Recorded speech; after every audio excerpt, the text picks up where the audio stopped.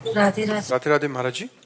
महाराज जी, जब हम लोग पूरी ईमानदारी से अपने काम अपने रिश्तों को निभाते हैं, उस मेहनत का फल नहीं मिलता, फिर भी हम पूजा पाठ करते हैं पूरे दिल से, बट महाराज जी कभी कभी विश्वास टूट आप जाता है। हमें बताओ, अभी खेती बोओगे तो आज ही रोटी दाल उसकी पालोगे क्या? किसका प्रश्न है?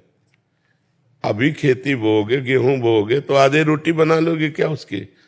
कितनी पूजा पाठ करते हो, कितना जप करते हो, कितना ध्यान करते हो, लेकिन पीछे जन्मों के जो किए हुए पाप कर्म है, उनका जो बनकर प्रारब्ध है, उसको कौन भोगेगा? पीछे की फसल अभी खाओ और अभी की फसल आगे मिलेगी। संत महात्माओं की तुलना में तुम कितना भजन करते हो? तुम्हारे पास तो और भी कर्तव्य कर्म है, और भी व्यवहार है। हमारे पास तो एक ही कर्तव्य कर्म है, केवल भजन। तो हमें भोगना पड़ रहा है, तो तुम्हें भोगना नहीं पड़ेगा। अगरबत्ती धूप बत्ती लगाती हो, इससे तुम्हें भगवान में अश्रद्धा हो जाती है, तो भगवान को नौकर समझा है क्या? फिर अश्रद्धा क्यों? अश्रद्धा शब्द क्यों? अश्रद्धा नहीं है, पर मेरा प्रश्न ये है कि जो आने वाली युवा पीढ़ी है, जो बच्चे हैं, जो देखते हैं, तो उनका विश्वास। हाँ, आने वाली युवा पीढ़ी गर्लफ्रेंड बनावे, बॉयफ्रेंड बनावे, जहर जैसे व्यसन करे, गंदे आचरण करे, भगवान पर श्रद्धा करे, तो नरक जाओ, दुर्गति भोगो। अगरबत्ती लगाने से हमारा प्रारब्ध बदल जाएगा? इतनी बड़ी तपस्या है, पाप किए हो तूफान जैसा, पहाड़ जैसा, और अगरबत्ती के धुआं से पहाड़ उड़ाना चाहती है, उड़ जाएगा क्या? पाप करते समय सोचते हैं भ्रूण हत्या, गर्भ हत्या, बलात्कार, चोरी चोरी, नाना प्रकार के पाप करोगे, जब वो फलीभूत होंगे तब श्रद्धा करो भगवान पे, अश्रद्धा करो, भोगना पड़ेगा तुम्हें। अगरबत्ती लगाओ चाहे धूप बत्ती लगाओ, अवश्य में भोक्तव्यम कृतम कर्म शुभाशुभम। समझ में आ रहा है ना? यह इतना भजन करो कि अपने प्रारब्ध को विध्वंस कर दो, तब देखो। अरे 2-4 माला घुमा लिए, अगरबत्ती लगा, धूप बत्ती है, भगवान को धूप बत्ती चाहिए, भगवान को अगरबत्ती चाहिए, तुम्हारे अच्छे आचरण होने चाहिए। वर्तमान में अच्छे आचरण नहीं है। ईमानदारी से बोलो, जितने लोग बैठे हो, इस जन्म में अगर तुमको न्यायाधीश तुम्हारे कर्मों का आचरण का बना दिया जाए, तो तुम कितना अपने को दंड दे सकते हो? खुद न्यायाधीश बन के देखो तुमने कितनी गलतियां की है और क्या दंड तुम्हें मिला? कुछ नहीं। भगवान की कृपालुता की तरफ देखते हो? नहीं देखते हो। अनंत जन्मों से मनमानी आचरण करते लोग चले आ रहे। अब जब उनका फल आता है, अब इस जन्म में 2-4 अगरबत्ती लगा दी और हमें भगवान पर श्रद्धा हो रही। नौजवानों रास्ता इसी बात का ना, डिप्रेशन में गए, कर ली, ये कर लिया, वो कर लिया, यही परिणाम है। अश्रद्धा का परिणाम यही है। तुम अपने आचरणों को ना देखो, भगवान को देखो। तुम चाहो कि हमें खूब पाप कर्म करे और इसके बाद जो है हमें भगवान आकर गले लगा लें, ऐसा होगा क्या? महाराज जी, ये प्रश्न इन्हीं का नहीं है। ये क्या आजकल क्या हो गया महाराज जी, अनुष्ठान नाम जप और कोई भी साधना नहीं है, बट जैसे मंदिर गए, मेरा पास हो जाओ, हे प्रभु पास हो जाऊं, पास नहीं हुए तो भगवान ने पास नहीं किया। पढ़ाई मत करो भगवान पास कर दे। मैंने मांगा कि मेरा बच्चा ठीक हो जाए, ठीक नहीं हुआ तो अश्रद्धा हो गई भगवान से। क्या फर्क पड़ता है? आकाश के ऊपर थूको, कोई फर्क पड़ता है क्या? तुम्हारे मुंह पे छिट्टियां पड़ेगी आके, भगवान आकाश के समान महान है, उनको क्या फर्क पड़ता? उन्होंने देखो, उन्होंने आपको खेती दे दी, आपको बीज दे दिया, अब आप जो बोओगे वो आपको काटना होगा। आपने पसंद किया बम्बूल, तो बम्बूल जगेगा उसमें बोया जो आपने। दाक्षुआरा बोओगे तो दाक्षुआरा बोते हो, बम्बूल चाहते हो, दाक्षुआरा ये कैसे मिलेगा? विचार करके देखो। करते हो गंदे आचरण, चाहते हो उत्तम फल। हर कार्य की सफलता उत्तम आचरण से होती है, ध्यान रखना। अगर आपका पूर्व प्रारब्ध बिगड़ा हुआ है, इस समय उत्तम आचरण करने पर भी आपकी हार होगी, क्योंकि वो पूर्व का पाप आपको परास्त करेगा। अगर पूर्व का पुण्य साथ दे रहा है, तो इस समय गंदा आचरण करने पर भी आपकी विजय होगी, क्योंकि गंदा आचरण वर्तमान में दंड नहीं देगा, ये आगे चलकर आपको दंड देगा।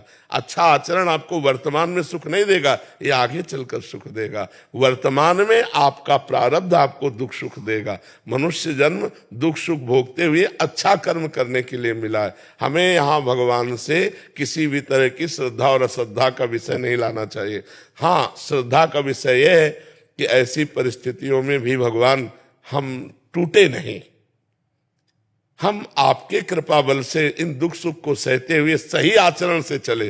जैसे पांडवों का राज्य छिन गया, यहां तक कि पत्नी भी दांव में लग गई, लेकिन वो धर्म से च्युत नहीं हुए। 12 वर्ष का वनवास, 1 वर्ष का अज्ञातवास, लेकिन धर्म से च्युत नहीं हुए। ये भगवान की कृपा। उन्होंने कभी भगवान को नहीं कोसा। हम लोगों की क्या आराधना है, बेमतलब भगवान पर श्रद्धा श्रद्धा की बातें करते रहते हैं। भगवान क्या है, महान है, वो एक महान पावर है। आप अब देखो, बिजली को गाली दो, कनेक्शन सही हो ना, आपके बोर्ड में बिजली आ रही है, आपने 2 तार ऐसे लगाए और वो कनेक्शन सही नहीं हुआ, अब ऑन ऑफ करते रहो, बल्ब सही है, तार भी सही है, प्लग भी सही है, बोर्ड में बिजली है, लेकिन वो ऑन नहीं होगी, जलेगी नहीं। क्यों? कनेक्शन सही नहीं। वो पावर है, परमात्मा पावर है, उससे सही कनेक्शन करो, सही आचरणों के द्वारा, पवित्र भोजन, पवित्र आचरण, पवित्र विचार, पवित्र नाम जप करते हुए, तो देखो आपके अंदर पावर आ जाएगा। बड़े से बड़े दुख को मुस्कुराकर सहोगे और जय बोलोगे, अश्रद्धा नहीं होगी, जय बोलोगे। देखो ठाकुर हरिदास जी चैतन्य महाप्रभु के परिकर में हरे कृष्ण 3 लाख नाम जप करते हैं। यवन बादशाह को काजियों ने भर दिया तो उनको बंदी बना लिया गया और कहा गया कि आप यवन कुल में जन्मे हो, तो उनको सजा दी गई 22 बाजारों में कोड़े मार मार करके उनको मृत्यु दंड। कोड़ा जब लगता तो कहते हरि बोल, जय हो प्रभु आपकी। यह भक्ति, यह भक्ति। हरे कृष्ण बोल रहे हैं, भगवान का नाम जब, ये कोई अपराध है? और दंड उसका क्या है? 22 बाजारों में मार कोड़े मृत्यु दंड। लेकिन हरि बोल, जब जल्लाद कहते हरि बोल कहता है तो मुस्कुरा देते, तूने भी हरि बोल कहा ना, तेरा भी कल्याण हो जाएगा। जो वास्तविक भगवान के पावर से जुड़ गए हैं, देखो देखो ये है पावर। प्रहलाद जी को आग में रखा जा रहा है, जय श्री हरि। यहाँ हमारी क्या है, हमारी छोटी सी बात नहीं बनी, हमारे कर्म के अनुसार तो हम भगवान पर श्रद्धा कर ले। ये नौजवानों की आज जो बुद्धि बिगड़ रही ना, ये अश्रद्धा के कारण ही तो बिगड़ रही। अगर वो श्रद्धा करके माता पिता के चरण छूते, श्रद्धा करके अध्यात्म को स्वीकार करते, तो ना तो व्यभिचार में जाते, ना व्यसन में जाते, अपनी पढ़ाई को पढ़ते, अपने कर्तव्य को पूरा करते, अच्छे नंबर लाते। भाई अपने चैप्टर में बुद्धि तभी लगेगी जब हमारी बुद्धि शुद्ध होगी, एकाग्र होगी। अब व्यभिचारी की बुद्धि शुद्ध होगी क्या? अपवित्र बुद्धि। व्यभिचारी की बुद्धि एकाग्र होगी क्या? नहीं, चंचल बुद्धि। व्यभिचारी की बुद्धि व्यसन रहित होगी क्या? नहीं, नशेबाज। तो नशेबाज, व्यभिचारी और चंचल बुद्धि वाला किसी भी चैप्टर को कंठस्थ नहीं कर सकता, किसी भी विषय में सफल नहीं हो सकता। ये लोग कैसी बातें करते हैं, भगवान पर श्रद्धा नहीं, ऐसे नहीं चला जाता। ब्रह्मचर्य से रहो, पवित्र आचरण करो, पवित्र भोजन करो, एकाग्रता पूर्वक पढ़ाई पढ़ो, हर विषय में पास हो जाओगे, हर विषय में पास हो जाओगे। तुम्हारे ग्रंथ तो इतने इतने, हमारे ग्रंथ तो इतने मोटे मोटे हैं, और सूक्ष्म विषय है, तुम्हारा तो स्थूल विषय है। यही राष्ट्र का विषय होगा, विश्व का विषय होगा, हमारा विश्वात्मा का विषय है, विश्व से अलग विषय है। ये विश्व में जो दिखाई दे रहा उससे अलग विषय है, हमारा सूक्ष्म विषय है, उसको पढ़ना है। अब ब्रह्मचर्य नहीं रहोगे तो बुद्धि शुद्ध नहीं रहेगी, आहार गलत करोगे बुद्धि से। अब आजकल के नए नए बच्चे वो क्या कहते हैं, वो जो सेमई जैसा होता है, हाँ लूडन, ये हार रह गए हैं, नहीं रह गए। 1 किलो मठा और 4 रोटी और उसमें हरी धनिया का नमक मिला खाओ, दंड बैठक मारे तो समझ में आवे नहीं। अब इतनी सी चाय पी लिए और ये चाउमीन वाउमीन खा करके गुजारा कर रहे और अपने को स्वस्थ रखना चाहते हो। अरे नहीं, 100-200 ग्राम घी जाए, पचे शरीर में, 1-2 लीटर शुद्ध दूध जाए, दंड बैठक मारो, 2-4 किलोमीटर दौड़ो, पवित्र आचरण करो। अभी देखो नौजवानों की बुद्धि तेज सब बढ़ जाए। अब इधर उधर का गंदा भोजन पाओगे, दूसरे का मांस खाने से चर्बी बढ़ सकती है, आत्मबल नहीं। पवित्र आहार करोगे तो माना तुम्हारी चर्बी नहीं रहेगी, लेकिन आत्मबल बढ़ेगा, तुम्हारी बुद्धि बढ़ेगी, तुम प्रखर बुद्धिमान होगे। इसलिए दोष भगवान को न दो, अपने को सुधारना है, उनसे कृपा मनाओ कि हमारी बुद्धि शुद्ध हो जाए और आप में कभी अश्रद्धा न हो। कितने करुणा में भगवान है, क्या बिगाड़ा है आपको? आप विचार करके देखो, आपका शरीर भगवान ने आपको दिया, बुद्धि भगवान ने दी, सब कुछ भगवान ने दिया, आपसे लिया क्या? फिर अश्रद्धा किस बात की? तुम्हारी क्या है? एक रोम भी तो तुमने नहीं बनाया, मेरे भगवान ने बनाकर तुमको इतना सुंदर शरीर दिया, फिर तुम भगवान से अश्रद्धा क्यों कर रहे हो? भगवान ने तुम्हें पृथ्वी दी, वायु दिया, अग्नि दिया, तेज दिया, सब कुछ दिया है, क्या भगवान की अश्रद्धा करने का विषय बनता है? आप अपने आचरण शुद्ध ना करो, सब कुछ भगवान का दिया आपके पास है। भगवान ने कभी कहा कि ये मेरा है? अब आप 100 रुपया भगवान को दोगे तो 1000 जगह कहोगे कि बिहारी जी में जाकर मैं चढ़ाया था और बिहारी जी ने हमारी बात नहीं सुनी। तुम सुनते हो भगवान की बात, सब कुछ दिया है भगवान ने। गीता जी में भगवान कहते, भागवत जी में कहते, तुम एक भगवान की बात न मानो तो तुम्हारी भगवान कैसे बात मान लेंगे? अभी भगवान की बात मानो, तुम्हारी बात भगवान मान लेंगे। बड़े बुरे से बुरे कर्म का भी तुम्हें दंड नहीं मिलेगा। अहम त्वं सर्व पापेभ्यो मोक्षयिष्यामि मा शुचा। तो बहुत समझना पड़ेगा, अध्यात्म को समझना पड़ेगा। जैसा बोओगे वैसा काटना पड़ेगा। ऐसे ऐसे लोगों से पाप बन रहे जिसे समझते नहीं पाप है। पहले किया व्यभिचार और जब गर्भ रह गया तो बच्चे को झाड़ियों में फेंक दिया, कूड़ी दाने में फेंक दिया। कितनी बच्चे बच्चियां ऐसे मिलते हैं जो कूड़े दानों में मिल रहे। तो मान लो जैसे गृहस्थी में भी है तो भ्रूण हत्या, गर्भपात, ये सब कितने भयानक भयानक पाप है। कोई बिरला ऐसी होगी, खुली बात कह रहा हूं, कोई बिरला ऐसी मां बहन होगी जो गर्भपात न कराए। अब फिर उसका दंड, गर्भस्थ शिशु की हत्या बहुत बड़ा पाप है। इसको कौन मान रहा है? गृहस्थ कौन मान रहा है? तो फिर दंड जब मिलेगा तब। अब बोले भगवान पे अश्रद्धा होगी तो करो अश्रद्धा, उनको क्या फर्क पड़ता है? अवश्य में भोक्तव्यम कृतम कर्म शुभाशुभम। नहीं, बचपन से लेकर के अभी तक बताओ, धर्म विरुद्ध आचरण किए कि नहीं किए? गर्भ हत्या की कि नहीं की? चाहे पुरुष हो चाहे स्त्री, धर्म विरुद्ध आचरण सब करते हैं, तो उनका फल नहीं भोगना पड़ेगा? बाद में कहो कि हम मंदिर में जाके कह दें कि भगवान मेरी बात सुन लो। कैसे सुन लेंगे? तुमने भगवान की बात सुनी?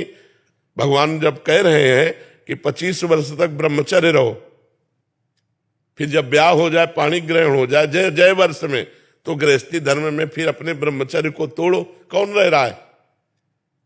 सबसे पहला आश्रम सबका है ब्रह्मचर्य, फिर गृहस्थ, फिर वानप्रस्थ, फिर सन्यास। कोई चल रहा है? अभी उठ के खड़े होना नहीं आता, बॉयफ्रेंड हो गए।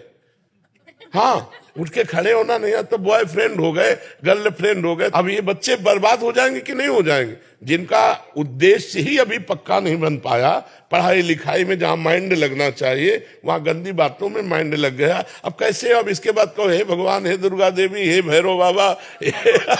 तो फिर अब इसमें कोई सुनने वाला नहीं। तुमने सुना नहीं तो फिर वो तुम्हारी नहीं सुनेंगे। 1 किलो लड्डू भी चढ़ाएंगे, वो भी गए। तो अनंत ब्रह्मांडों को भगवान भोजन दे रहे, पशु पक्षी सबको भगवान दे रहे। यार तुम उनको 1-2 किलो लड्डू से फुसलाना चाहते? महाराज जी ऐसे ही हो गया है आज। देखो, एक चुल्लू पानी में वो फुसल जाने वाले हैं, एक तुलसी दल में फुसल जाने वाले हैं, पर ईमानदार के हाथ से।